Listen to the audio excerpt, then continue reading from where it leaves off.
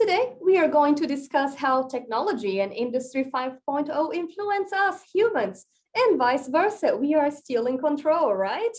Our speaker is Associate Professor Dr. Catherine Ball from the Australian National University School of Engineering. Professor Ball is a scientific futurist, tech influencer, author, champion of diversity, and a drone expert. So questions on all those topics are welcome. She works across global projects where emerging technologies meet humanitarian, education, and environmental needs. Professor Ball, correct me if I'm wrong, but I do believe that one of your goals is actually demystifying technology and making a community more engaged with STEM in general, correct? Absolutely, it's fundamental. The humanities and communication skills are fundamental to engaging the community with digital literacy, and we'll talk about that in a minute. All right, so let's hear from you. Welcome, okay. Dr. Catherine Ball, stage is yours. Thank you, Anna. Right, let's see if I can make technology work. And I'm going to try and share a PowerPoint slide. So can you see my PowerPoint slide? You're going to have to help me just quality check here to make sure everything is working. How is that? It's looking beautiful. Okay, we may have technical difficulties, in which case this is the only slide we're going to see and I'll just have to keep talking. But I'm really excited to speak with you today, and I'm really excited to engage with you after this conversation too, because one of the things that I've learned as an entrepreneur in the startup world is that innovation starts with conversation. And when you look at how the world is going forwards, especially as we come out of the pandemic, we need every single ounce of human intelligence capability to work out what we want for the future, what we want for our children's future, and what we want for generations ahead of ours. What kind of planet do we want to leave them with, and what do we want in terms of our Australian identity? So today, the title of my talk is Beauty and the Beast, and this is a talk that I have been delivering over the years in various global locations, and every time I deliver it, it's slightly different.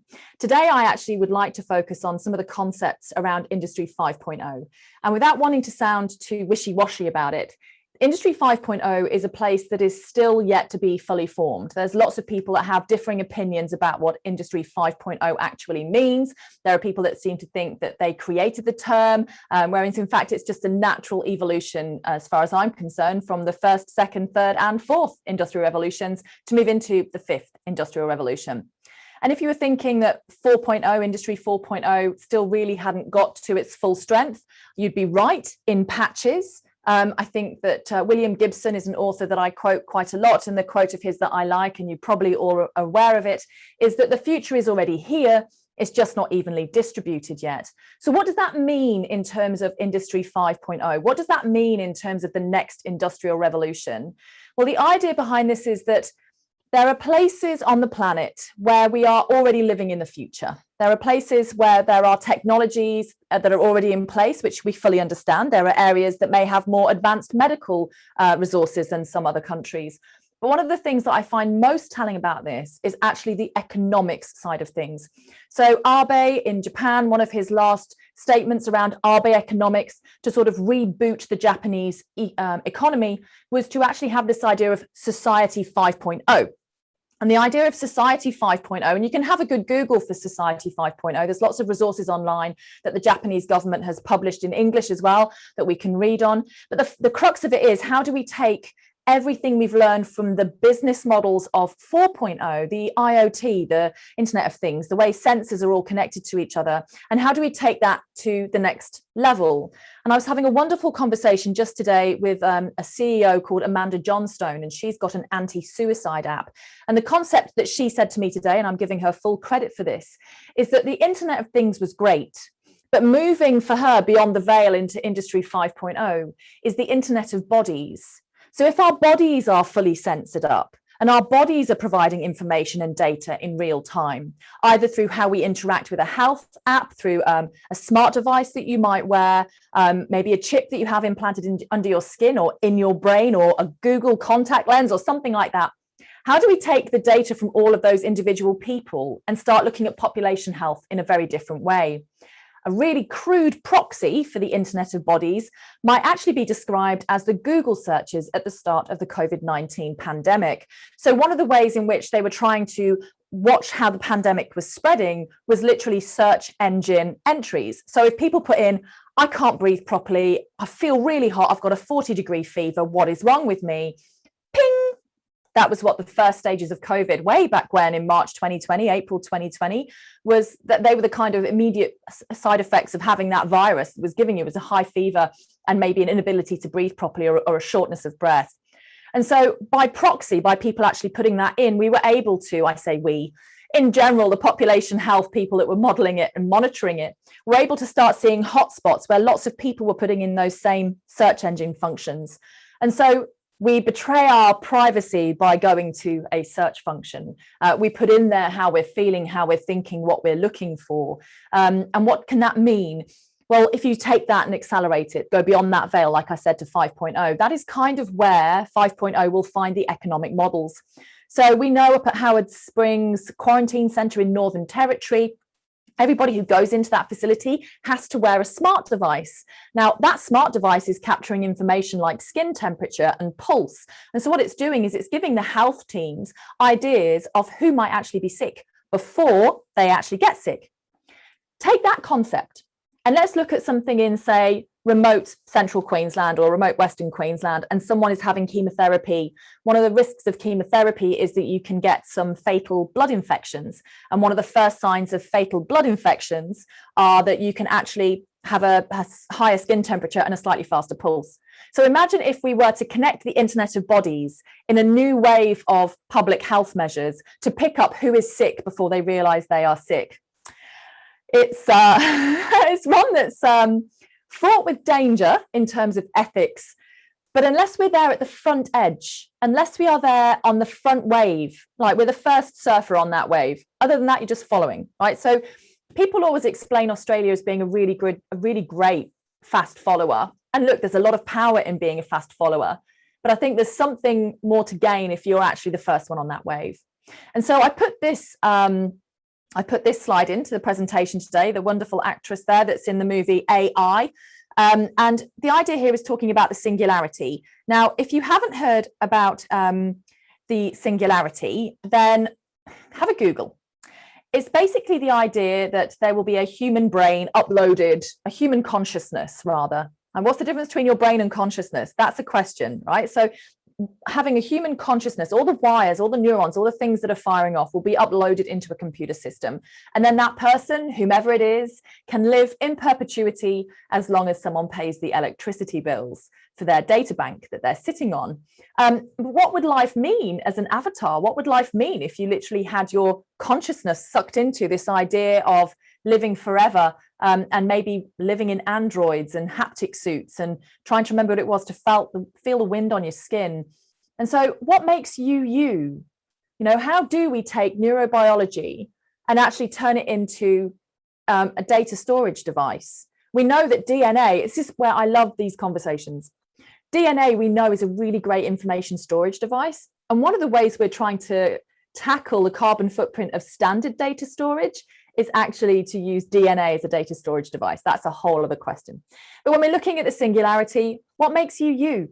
How could you describe yourself? How do you know that you even exist? How do we know that this isn't one great big hologram? I'm saying that with a massive tongue in cheek. But the idea that we have to write the computer programs using the brains that we are trying to put into the computer programs gives us a paradox, because how can you create the maps when you are the maps? How can you write the stories when you are the story? How can you upload yourself when we're still not quite sure what that even means, before we even start talking about the ethics and the religious aspects of what it is to be an individual? And then you have to ask yourself, do we want that? Like, what's the point of life? You know, if we break the cycles of what it is to be human, we're no longer human. And this is where places like Mars, you know, we look at, you know, populating Mars. I actually believe that that won't be populated by humans in any serious extent until we've already populated it pretty much with haptic suits, avatars, and robots and autonomous and automated systems. They will be the pioneers. They will be the ones that go in first. Maybe the odd human who's got a desire to be there. But when you're establishing, you know, a human settlement on a new planet, you don't send humans in first. You send in the robots, the androids, the gynoids, the ways in which you create things in our image. And talking about images, now my husband found this image for me a few years ago when I was putting a presentation together about how we are more than the sum of our parts. And so this idea of human beings actually being worth more than just all of the things that the apps that we use tell us we are. Every single device, and this is the fourth industrial revolution, every single time you get picked up on CCTV, every time you use a rewards card, every time you use your credit card, every time you walk into a shopping center, you are filmed, your face is recognized and you are filmed. And one of the things that a lot of supermarkets and a lot of shopping centers are doing now is they'll watch to see how people behave in that space, and then they'll increase or decrease the rents according to where people move. But they're taking it one level next now, and the advertising is actually becoming iterative. So it reminds me of that movie Minority Report, which has so many flaws in it. But one of the things that I do love is that they used his eye. They used his eye to identify who he was. And of course, we know we don't use the eye when we look at facial recognition software or identity recognition software now. We use facial recognition. And in places like China, you can already go up to a vending machine and pay just using your face. But when we look at things like personalized medicine and we look at things like human bionics, the whole is worth more than the sum of the parts. And so the fact that we want to start integrating mechanics effectively into our bodies in the forms of robotics, what can that actually mean for us? What does that mean for our identity? And what does that mean for the data that we're collecting or that we're using? And so I feel like there's a big push to people like Elon Musk are really good at this, and I'd love to have a chat with him about that. So Elon, if you're watching, please give me a call. But what I'd like to talk to him about is where they've taken their ethics conversations. I'd like to just sit and be a fly on the wall about how they've extrapolated out what they think they can do with chips in the brain, all the way out to all of the different ways in which they could have taken that story. And so, you know, we have a number of people, I think it's around about 1 or 2% of the human population already has some kind of bionics inside them. It's everything from deep brain stimulation for post-traumatic stress disorder and Parkinson's disease, and various other dopamine and neurochemical and neurotransmitter related degenerative disorders in the brain. But also people who have, say, you know, smart joints or smart hips or smart prostheses. There's a bionics and human interface that's happening there that the fifth industrial revolution is going to normalize. I had a great conversation with a wonderful scientist the other day, and she expressed it to me as such that when a technology becomes invisible, you know that you've done your job. Like, so when we think about the most powerful robots we interact with every day, these are the most powerful robots we interact with every day. Your phone is a piece of convergent technology that is basically an AI interface to so many different types of machine learning. And it's constantly gaining information around where you are, what you are doing, how you're even holding the phone when it's moving.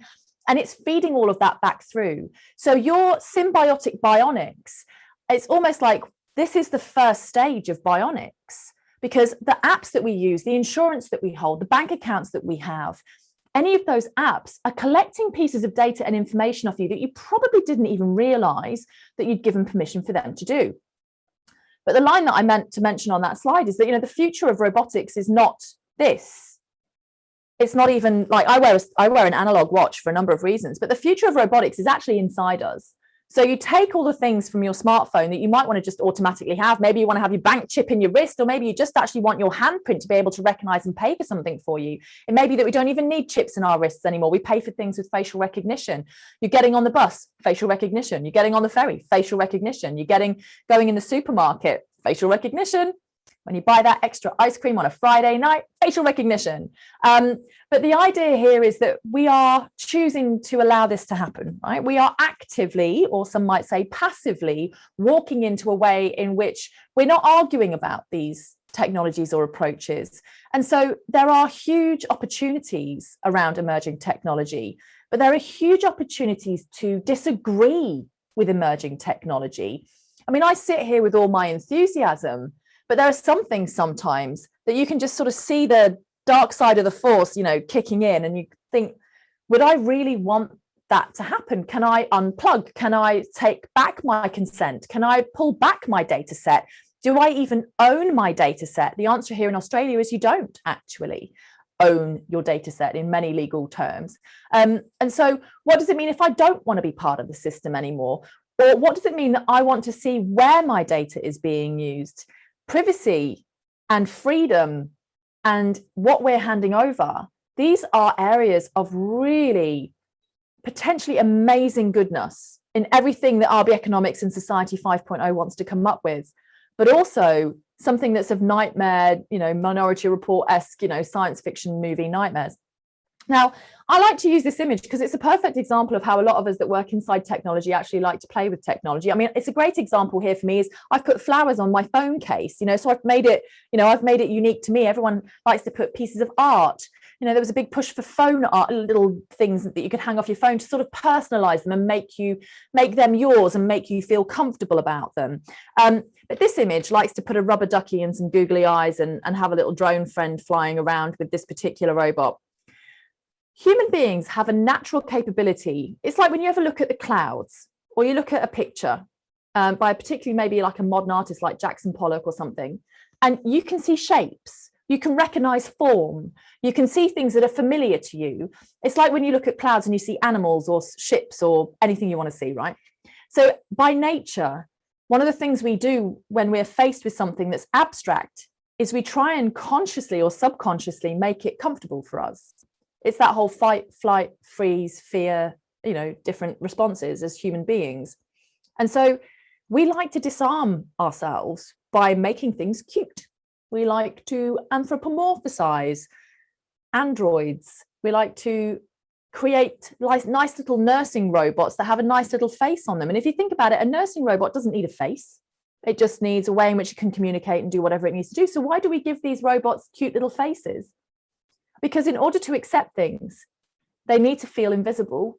And in order for something to feel invisible, you have to be comfortable with it. And so what are we doing when we're designing some of these? What do they actually look like? And this was some of the magic of Steve Jobs.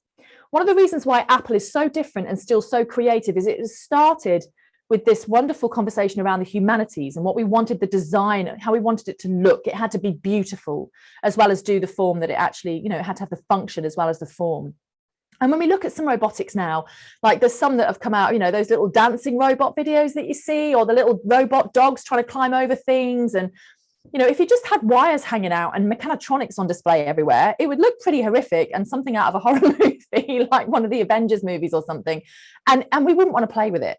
And so there's an opportunity here, really, if we could unhook some of our human biases in how we develop technologies. And we don't care about whether or not they're scary, and we don't care about what they look like. What would we achieve? It's like I was reading this book about futurism and how to think like a futurist. And it reminds me of a quote from Star Wars, but it's basically you've got to unlearn what you've learned. In order to think clearly about the future of a piece of technology, you have to ignore everything you already know about that piece of technology. And this is not easy. This is really hard. And I'm still nowhere near there, but it's led, I think, by purpose. Why does that technology exist? What does it look like? What do we want it to look like? So these are some wonderful questions that we are not yet finding the answers to. One of the things that I cannot wait to get my hands on is an exoskeleton. I've been talking about exoskeletons now for about 5 or 6 years, and I've been watching them as they grow as a piece of technology. And where you see exoskeletons working really well is where they're designed particularly to the function that they're performing. So in Japan, they have these massive factories where people are literally just wearing heavy lift ones, like literally just lifting boxes, lifting and shifting, and they're just wearing purpose-designed exoskeletons for heavy lifting. Then you've got ones that are literally just a shoulder movement. So people who might be, painting a ceiling or doing some overhead work underneath a car or something, they literally just have the shoulder exoskeletons. Then you've got full body exoskeletons for people like paraplegics who might be going into some form of rehab. And there's some amazing research that Alan Mackay-Sim's doing here in Australia, looking at how stem cells can regenerate nerve cells and how can we use robotics and augmented reality to accelerate the regrowth of nerve cells in people who are paralyzed due to spinal injury. There's some amazing work going on.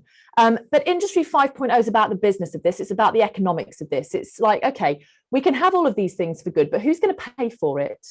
And so the big jump for us, I think, will be, and I'm hoping that the pandemic might accelerate this a bit, is how do we actually get our board directors, how do we get the Corporations Act to actually take on board purpose as part of how profit is actually made? And I don't think that's impossible. People have been trying on the edges of things like, creating B Corp things, but you have to worry about anyone who's got a label that they're trying to sell you that you sign up for. That's a whole industry in itself. Again, these labels need to be invisible because it just needs to be normal. This is just the way we do business, is we build in corporate social responsibility in direct relation to profits. So I think that there will be some businesses do this really well already. There'll be some people that actually want this just as business as usual, because as we leave the pandemic and we leave Safe Harbor and the Corporations Act, you know, and all the rules around trading insolvently. And if you're not aware of some of this, have a quick Google and have a look at the AICD website. They've got some great recommendations on there around Corporations Act and innovation. But it's almost like, rather than having innovation or change as a nice to have, it actually should be the reason why the business exists in the first place. And that is where the culture shift needs to happen. I recently presented at a huge directors conference in New Zealand. It was pretty much everyone of significance from New Zealand's business industry was in that room. And I did a little quick straw poll. And I said, so how many of you on your boards have a risk subcommittee? Like, how many of you have a committee that is there purely to deal with risk? 100% of people put their arms up. I said, and how many of you have an innovation committee? Maybe 10 people out of the 500 people in that room put their hands up. Risk and change for me are two very necessary parts, and they're not necessarily the same conversation. So to have a risk committee is fine. You've got to have standard things that you're talking about. But in terms of profit and purpose-led businesses, you have to have either an innovation or, you know, emerging opportunities or some kind of space where you can look at everything that could potentially have anything to do. Maybe you partner with a university and work with some academics to get some reporting done about what new and emerging technologies are coming out around the particular piece of work that you do. And so the whole idea of this technology for good piece is not just about technology for good. It's actually about economic change. It's actually about making sure that when you have technology for good, it is the financially most viable opportunity that your business has to use.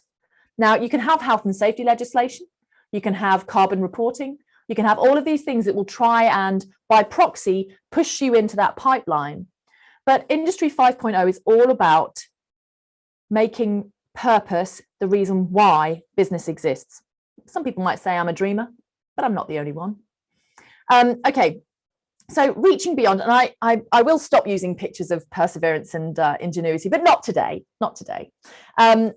One of the things when I get asked by school teachers about how can we actually encourage our students to get involved in STEM subjects, the first thing I say is they need to read books, that you need their long neuron development. We need them to be able to think about deep and dark concepts and think about things for a long time. And the only way you can do that is by building your long neurons in your brain. And one of the best ways to build your long neurons in your brain is to read. Read Charles Dickens, go and see Shakespeare play. Go and watch a movie in French with subtitles in it. Use your brain in ways that there are long, attention-seeking, attention-demanding things.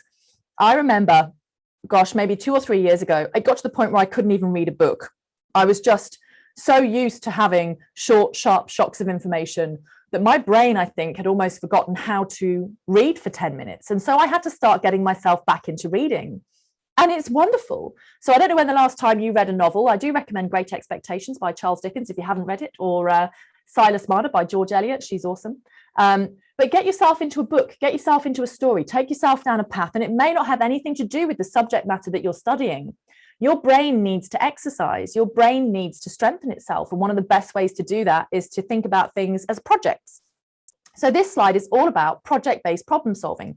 So the second piece of advice I gave to all those teachers was get them reading, of course, that's fabulous. But then the second piece was projects. Projects and team-based working are the ways in which the real world works. So we know now, looking at things like the Nobel Prizes, for example, that it's no longer au fait to give a Nobel Prize to an individual, you give them to a team, because we recognize that without teamwork, it's very rare for us to actually make any kind of significant change. And the other thing we recognize in the business world and in the science and technology world is if you have a diverse team around that table, you are more likely to get the outcomes that you want than if you're sat around a table with everybody who looks the same as each other. And so diversity and innovation are two sides of that same coin when it comes to wanting to engender change. So in your work, in your life, in your studies, you might find that you really enjoy the project work. And that is fantastic because it's that project work, the capstone projects that we offer, the work experience that we can find our students, the ways in which we have relationships with industry. The project-based learning is one of the best ways. I find it so exciting. It's the best way to get involved in any kind of new technology. So why do I have Perseverance rover on this slide? Well, the Perseverance rover and the Ingenuity drone that are currently the robots in charge of Mars, they were built for purpose. And one of the things that I've been asked about in the past is, lots of solutions exist. You could go out into the startup world, you could take a trip to Silicon Valley when the borders reopen, and you could go out and you could find 1,000 solutions for something that might look like your problem. But the key to any kind of real resolution of capability and turning capability into action, where that gap lies, is actually understanding the problem that you're trying to solve. If you can identify the problem and really understand the problem, then the solutions will present themselves. You won't actually have to go looking. It's almost like half the time we think we know what the problem is, but we find a really great solution. And because it's such a really great solution, it's easily digestible, it's the right cost point, it's easily explainable to a bunch of VCs, you can explain it to politicians, you can apply for grants, it ticks all the boxes, you'll get funding or something will happen, but it's not quite right because it wasn't quite designed to do what it was supposed to do. Whereas the reason why Perseverance and Ingenuity are succeeding in their goals and defeating the problems that they had, and absolutely blowing the minds of the people that had created them, was they were created fit for purpose for that particular mission. And this is where humans and robots will always differ at the moment. The idea that we can have Deep Blue who can beat Garry Kasparov, absolutely, because Deep Blue was designed to play chess. Garry Kasparov was designed to be or evolved to be a human being in all of his glory, who was also really good at chess. And there are two different things. And so the idea that to allow robots to be robots is allowing humans to be humans is something that I can wax on about for at least an hour, and I'm not going to do that today. So I'm just going to try and make this slide move along without my computer blinking at me. Okay. So this is not real. This is a simulation. This is a piece of art. But the concept here is this. When we talk about robots being inside our bodies and not outside our bodies, when we talk about things like synthetic biology, we aren't necessarily talking about robots doing this, going down on a DNA level and nanoscale, though they are getting there with nanomedicine in a way that is accelerating. In parts of Australia, we are the best in the world at nanomedicine and some nanotechnologies. And there's just some wonderful work happening in Australia that we should all be aware of and singing about from the rooftops. But one of the things that we see as part of Industry 5.0 is actually the personalization capability of data, the personalization capability of that internet of bodies, the personalization capability of, say, producing a digital twin of yourself. I always remember the old Star Trek episodes where they'd lie people down and then have sensors go up and down them, and on the wall behind them, their body would appear, with all the things that were wrong with it. We're not that far off, to be honest. We're going to be there in the next 10 years, I reckon. But there's a desire for change around how we look at our own personal health. There's a desire for change. I remember in the UK, and I lived there for a very long time. I was born and raised in the UK, and we talked about the National Health Service, not the National Sickness Service. So it was all about the National Health Service should be there to help us be more healthy and not just be there to put out the fires when the fires happen. But of course, it doesn't ever get to that nice, happy place because it's so fund limited and busy saving people's lives. But the concept around the National Health Service was created after World War II to basically help everybody recover their health after the war, be it mental or physical, or just general nutrition and public health in general. And so it's an interesting thing, again, that, we look at different economic approaches to the health services that we use. And we know that, say, in Australia, we're in a very lucky position. We've got money, and we've got money to spend on health, and we've got big data systems, and we've got great scientists that are pulling apart these kinds of things. So the patchiness of personalized medicine, I think, is something that we need to deal with from an ethics point of view. But I have been told that, internationally, Australia is known at places like the UN and the WEF and the World Bank that, we're the ones that ask the ethical hard questions. So long may that continue. But the idea of personalized and tailored, nanobot engineering, designing your own vaccine for cancer, 3D printing cancer cells so you can work out which drugs work on it. Some of these technologies already exist. Some of them are about to be commercialized or in the phase of commercialization or already being licensed and commercialized, and they're Australian inventions. So the idea that you could actually take some of your own cancer cells, grow it up, and then attack it in the lab with all of these different drugs is one thing. The idea that mRNA and synthetic biology in terms of the mRNA vaccine. So if you've had an mRNA vaccine, you've had some synthetic biology in your life. I'm very proudly vaccinated with the Pfizer vaccine. And I was really interested and did a lot of research looking at how that vaccine had come to be and the difficulties that the research teams back in the 80s and 90s, when they were creating the technologies, the difficulties they had to go through to understand. And, you know, when we look at the technologies and the bioinformatics and the data that we have now around how the immune system works versus 20 or 30 years ago, it's just amazing how far we've come, but it's exponential. So it's going to be amazing to see where we get in the next 5 years. The fact that they have, you know, mRNA vaccines in development for things like malaria, dengue, Zika, HIV, you know, it makes my heart sing. It's the reason why I get out of bed in the morning. Fantastic work. Now, this here is an image taken from a beautiful site called Budgebim, which is a World Heritage site. And the reason why I've got this on here is because I was so inspired by distinguished Professor Genevieve Bell's TED Talk, where she talked about the 6 lessons for AI into the future. And so if you haven't seen her TED Talk, as soon as I finish, or even if you fancy it now, go and have a look at Genevieve Bell's TED Talk. It's quite astounding. It's quite amazing. It blew my mind in many ways. But one of the examples she talks about is the fact that, you know, cybernetics is the study of humans, technology, and the environment. And there are lessons that we have here in Australia from our First Nations people that are contemporary engineering solutions when they'd identified a problem. And so the eel traps and the aquaculture that you see around Budgebim, where they're growing up eels and growing up fish in different systems around these lakes to guarantee food security, either for their population or for when there's special events, you know, and gatherings that were happening. Some of these technologies were used up to 100 years ago. This is contemporary engineering. Technology isn't just the little apps and smart devices and things that we hold. Technology is physical. It's the hairbrush that you use. It's the toothbrush that you use. It's the clothes that you wear. All of these things are put together by technologists and engineers and scientists and mathematicians and physicists and creatives and designers. They're all created by us. And so what does contemporary engineering look like? What does a new engineer look like? How do we look at things in a new way? Systems is one way. So systems engineering and cybernetics go hand in hand like strawberries and cream, right? Seeing things as worth more than the sum of the parts. So you see, there's an echo in my messaging here, in that if we can understand and train our brain to think about projects in a systems approach, something like cybernetics will seem so logical to you, because you'll see, yes, this is a system that's at play. And how do we learn better from others' experiences?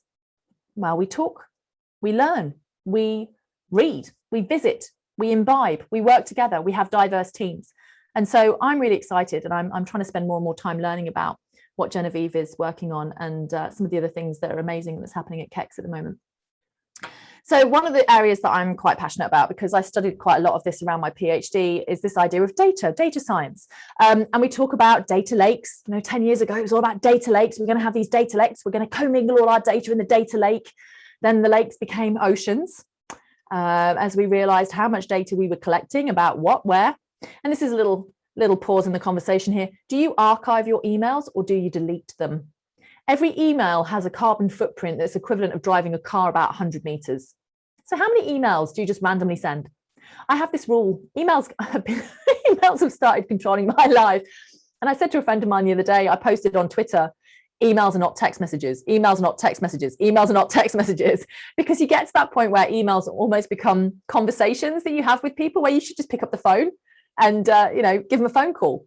It's interesting. We don't recognize the impact, right? So you go out to a supermarket and you might have a look at the asparagus and go, oh, that's asparagus from Mexico. I don't want to buy that. That's going to have far too many food miles on it. I'll buy the Australian asparagus when it's in season. So you reduce your food miles and you reduce your carbon footprint. But you didn't delete your emails that day. You archived them all, which means they're sat on a data server somewhere in the world on someone else's cloud, probably up in Iceland or up in a glacial flow somewhere in Greenland or wherever it is the places like Google and Facebook like to build their data centers. And it's sat there in archive form, ready for when you ever want to open it, just ready, waiting for you. It's like Schrodinger's cat. Is it there? Yes, it is. Is it not? You won't know till you click on it, but it's taking up carbon footprint. So when you put things in the cloud and you don't delete them and you archive them, you're creating this ongoing carbon footprint. Now, if we start looking at things like NFTs and blockchain, oh my gosh, the carbon footprint of things like blockchain is shocking, actually. And so we see some of these systems as being a solution to the problem with cybersecurity.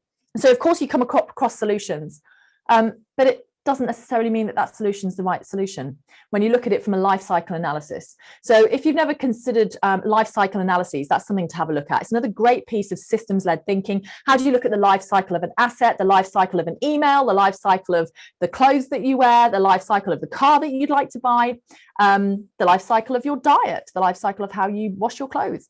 Everything has a life cycle to it. And I think, quite frankly, everything should have a carbon footprint attached to it that you can see every time you do it. Maybe there needs to be something on your email management that says you saved this many grams of carbon today by deleting your emails instead of archiving them. There's a really great song from the 90s, and I think inside the song it said, keep your old love letters, but get rid of your old bank statements. Kind of try and live by that. So data tsunamis is something we have to watch out for. In the convergence of all of these technologies, and your phone is a piece of convergent technology, you've got your camera on there, your calendar on there, your map on there, your contact address book on there, your emails on there, your phone numbers on there, everything's converging. You've got all the apps that I don't even want to go into that you've got on your phone. All of these things then start talking to each other. And when they do that, they create more data. And so we're getting to this stage where how do we actually handle and analyze all of the data that we're creating? When the data, even by storing it or archiving it, you're creating copies of the data, and it becomes like the always filling porridge pot. You'll be trying to eat all of this data. It just keeps coming out of the porridge pot. But drowning in data and starving for information is a term that I heard from somebody in the military once, and it's stuck with me ever since. You can have, and this doesn't even necessarily mean the fights I used to have with Excel spreadsheets. You could just have data coming at you from left, right, and center, and it means nothing if you can't pick the signal from the noise. And this isn't even an argument about statistics. This is literally data storage, carbon footprint, capability to ask questions, the ability to interrogate data. When we work with drones, for example, there is no ISO standard around drone data management. When I was first operating large complex drone teams, we were flying large sub-military grade equipment for like 10-hour missions, capturing, overlap of like 95% in the photogrammetry. And we were filling up servers and filling up cards faster than we could analyze the imagery. The method in which we captured that data actually changed how we analyzed it. And I've learned a lot about how to capture data off drones, I can tell you, from having burned many midnight oils trying to get that data analyzed, which I will never do again. But talking about the midnight oil, we are at a point, I think, in history, and I'm happy to have conversations about this, that I think we're at a series of tipping points. We're at a series of tipping points in terms of privacy. We're at a series of tipping points in terms of who we actually are, as individuals, but also as nations, what that means for the planet, who we are in terms of our population size, what that means for consumption rates, who we are in terms of the capability to access new and emerging technologies. We cannot have a conversation about emerging technologies without talking about the climate emergency. When we look at all of the cost of this pandemic and we line it up against the costs of some of the climate emergency issues that we're predicting and we're seeing, basically this week, Canada was on fire. Like a couple of years ago, Australia was on fire. These are not 1 in 100 year events. That kind of terminology actually needs to stop, because it was based on an old way of describing weather systems. We, I think, have probably all been shaken a bit to our core about the world in the last couple of years. And I'm really sorry if this triggers anything in any of you. And look, we're happy to provide phone lines or information to you if you feel like you want to talk to someone about something that you've experienced in the last few years. And I feel like we've got a mental health crisis that we're going to have to deal with in the next few years. And so if you're scared about something that you've seen, be it the bushfires, be it the floods, be it the pandemic, it's almost like good. And I don't mean good that you've been scared. I mean, it's like good that you care, actually. Whenever I go to do even a presentation like this, or I go to meet with someone, or I have a big important meeting and I'm scared, I always say to myself, good, because it means that you care. It means that you care about it, which means we've got to do something about it. So I think I've got some questions that have come in, which is fabulous. I'll get to those in a second as I try and steer my way away from this. But if it's not us, then who? My children are both under 4 years old. I am trying to get out of bed and do something every day, which means that the world I leave behind for them is better than the one that I found it when I was growing up. And I think if enough of us have that point of view and enough of us care about how technology might aid us in these things, then we will be fine. So the future is now. Convergent technologies, deep verticals, systems engineering, and new economic potential. They're the things that I wanted to talk to you about during this session today. They're not things that I have all the answers to. They are not things that that necessarily are set in stone. And this, I think, is one of the most powerful things that I'd like to leave you with, is that some of these technologies might seem like they're really, concrete, and they're really set in how they work, and they're really set in how we interact with them. And the answer is they're not. They are, they're still malleable. They're still in the palms of our hands. And I think that's a really important way to feel empowered by this, that we're not slaves. Technology exists for us. We don't exist for technology. And I think we need to remember that from time to time. Okay, and that's the end of that. Now then, let's have a look at how I'm going here, Anna.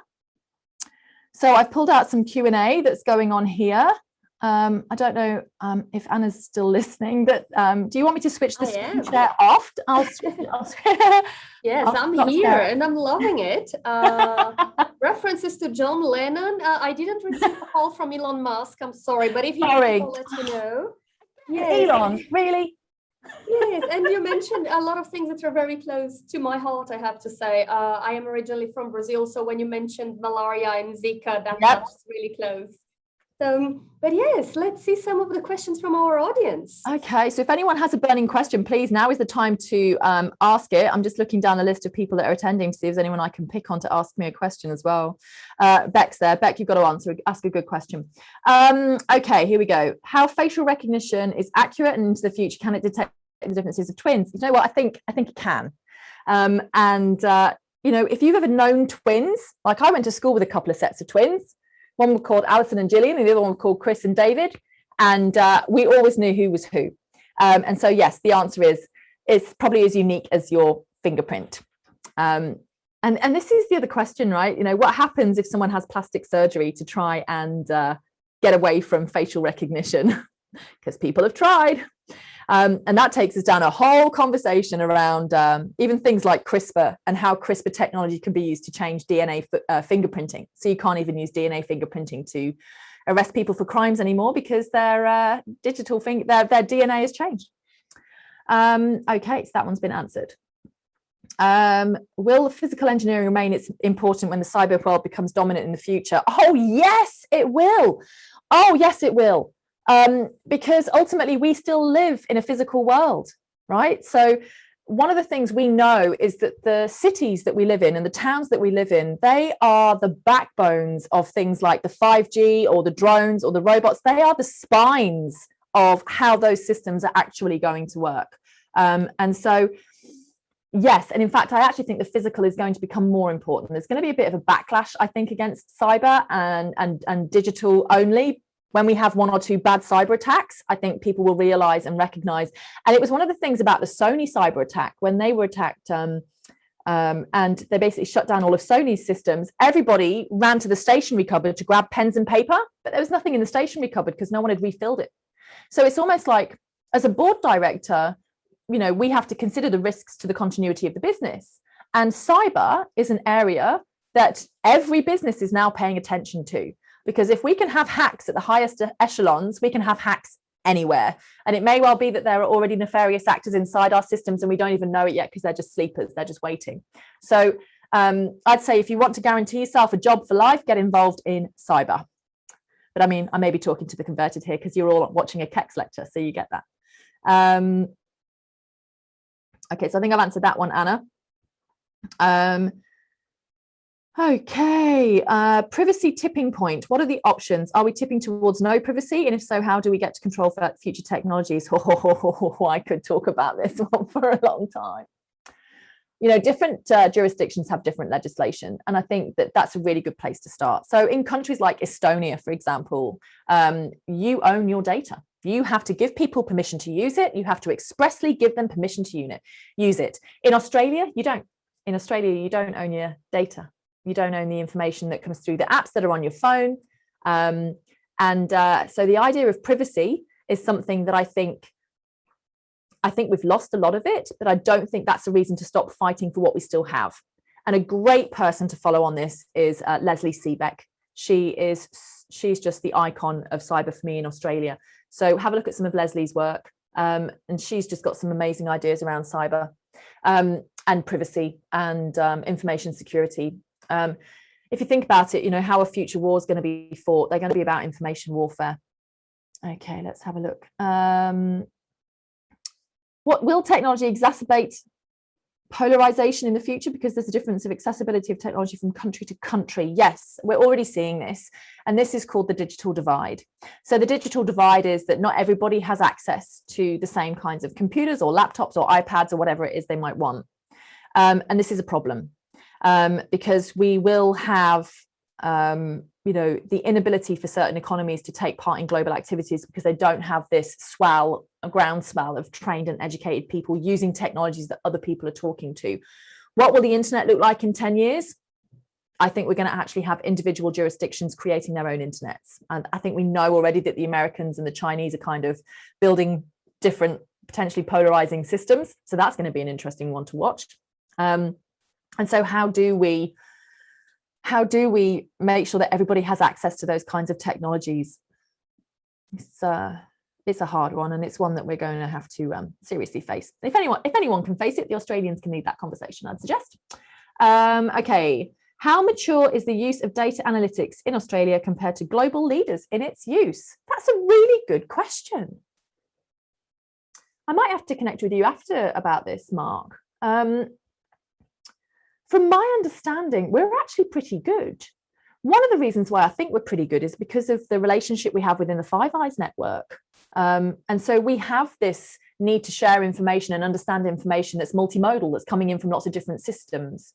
And so we have to be able to manage and handle that data. I also think it's an area we could be a lot better at. So I think, compared to global leaders with data analytics, Australia is really good at this. There's a couple of good startups that are really good examples of it. So if you're looking at it from an ecological perspective, there's this really great Australian-British startup called Dendra Systems. And they use drones to collect high-resolution imagery of things like mangroves, mangrove restoration.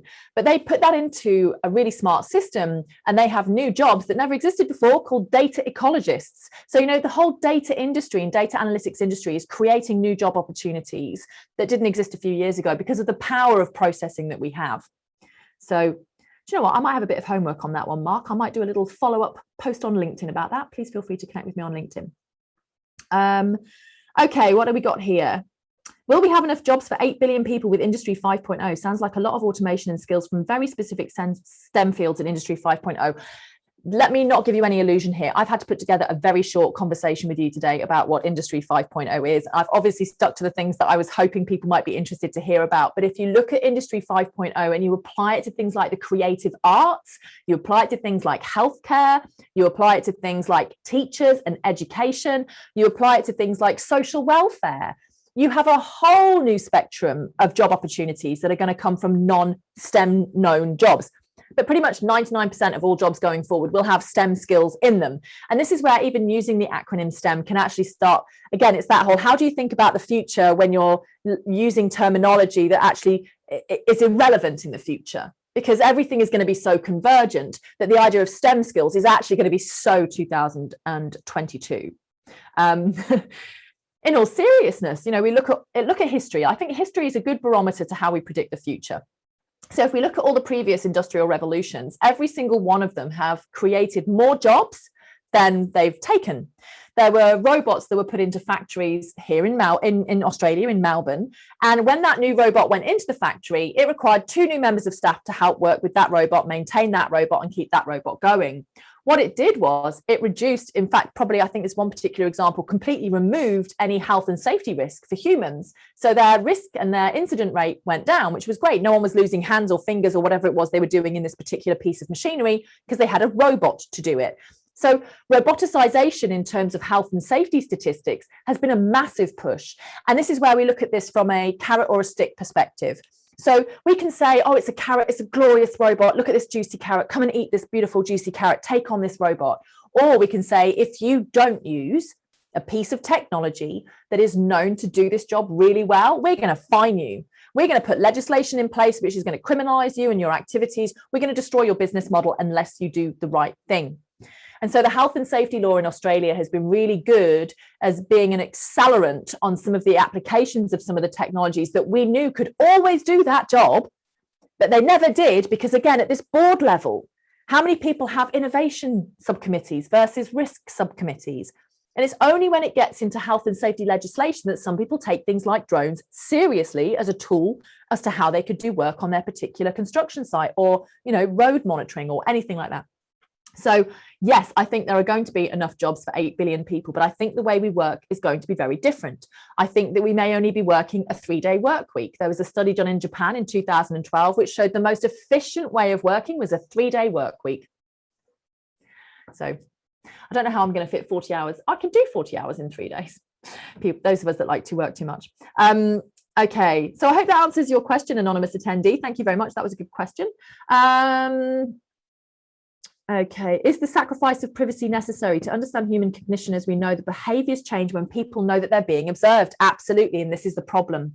This is the paradox. How can we? There's a wonderful author, Michael Crichton, wrote a book called Prey. It was all about nanobots. It was a little bit out there, but I really like Michael Crichton. He also wrote Jurassic Park and the TV series ER. So in this book, he writes a line, and I've got to find it because I've got to start quoting it properly, but it was along the lines of, trying to understand how our own brains work is like trying to bite our own teeth. We can't bite our own teeth because we use our teeth to bite things. So how can we use our brains to upload our brains in a way when we're using our brains to upload them?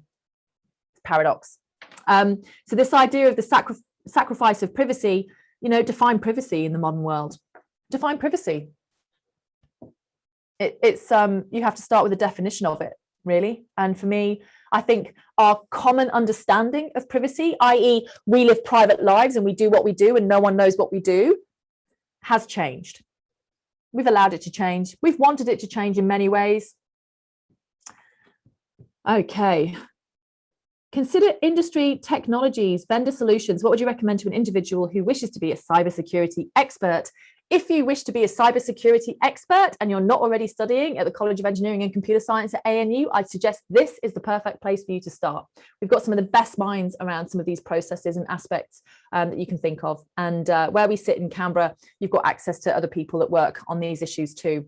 I think cybersecurity is going to be a common source of conversation when COVID goes away. Climate change, they all begin with the letter C. COVID, cyber, and climate change are our 3 most significant pressure points for humans right now. The more we rely on digital technologies, the more we should recognize that they're only as strong as their weakest link. How do we have our international banking system set up? Where's the weakest link? How do we have our health system set up? Where's the weakest link? How do we have this concept of the Internet of Bodies set up? Where is the weakest link? And that is where cybersecurity experts, I think, are not, they're already on the front lines, quite frankly, and they will be, and it's a growing area. So if that's something that you would like to do, I suggest you've got a job for life, mate. You've got a job for life. Auto-suggestions by AI, is it good or bad? Because sometimes it's the collective previous events decision. Sandy, you have just brought my favorite topic to life. So recently I was reading a book, and I'm going to give you this chap's name actually, because it was such a good book. And I'm just going to jump on, look at me. I'm going to jump onto my robot. I'm going to go to my Audible app, which is another robot. I'm going to tell you the name of this book. Oh, and he's going to start playing by accident. How do I open this up? Here we go. Okay, so this book that I would like you to read, Sandeep, is called Future Proof: 9 Rules for Humans in the Age of Automation, by a wonderful American author. I think he works for the Washington Post. He works for a US newspaper. Kevin Roose, Roose. So I'll just repeat that again. It's called Future Proof, 9 Rules for Humans. I don't know if you can even see that. 9 Rules for Humans in the Age of Automation. He introduced a concept to me, which you have just hit the nail on the head of, called machine drift. See if I could leave you with one thing tonight. Machine drift is all about the preferences that we get. So when you're watching YouTube, they've spent a lot of time and money at YouTube organizing your preferences, working out what it is that you might want to see based on things that you've already watched. And this is funny for me because my children, sometimes I show them things on YouTube. So Peppa Pig comes up in my suggestions quite frequently. I'm not looking for Peppa Pig, but it's the thing that my account might have watched earlier that day. And Peppa Pig is great for my kids. They love Peppa Pig. But it's not my suggestion, right? This is machine drift. The more you subconsciously start just accepting the recommendations that are given to you, like even how on Twitter and LinkedIn and some of these other software protocols, they pick up their recommendations for you. And that's the automated first thing that you see. Whereas you have to actually physically go in and undo that button and say most recent, rather than like what you think I want to see. And so in recent years, particularly during certain states of US politics, I would have to physically go and try and find people. And I do recommend that you do this, even if you totally disagree with someone.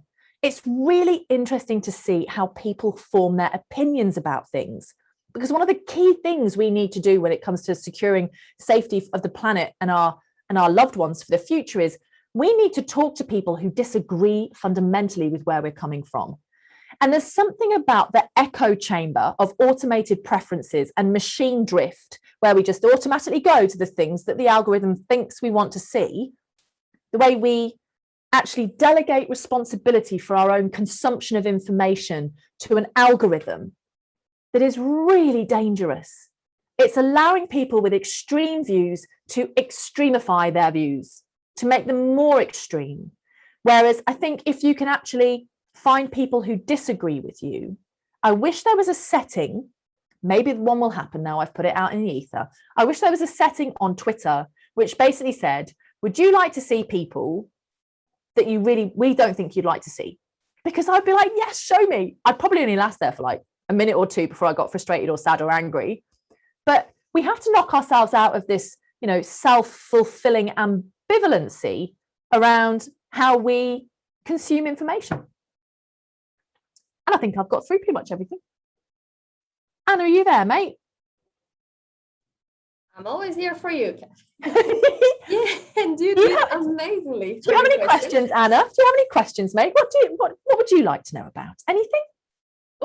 Oh wow! There are plenty of things I would like to know about, and this the AI decision, it's actually something that really interests me. So I'm going to do some research, and I'll read the book that you recommended as well. Cool.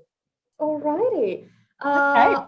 I think that's it for tonight. We went through every question, and Professor, thank you so much for your session. I think everyone that was here loved it as well. Oh, I hope so. Yes, it was definitely very interesting. Thanks everyone for attending this STEM guest lecture series. I hope you enjoyed this session today, and we'll see you soon in a different series. Bye-bye. Bye.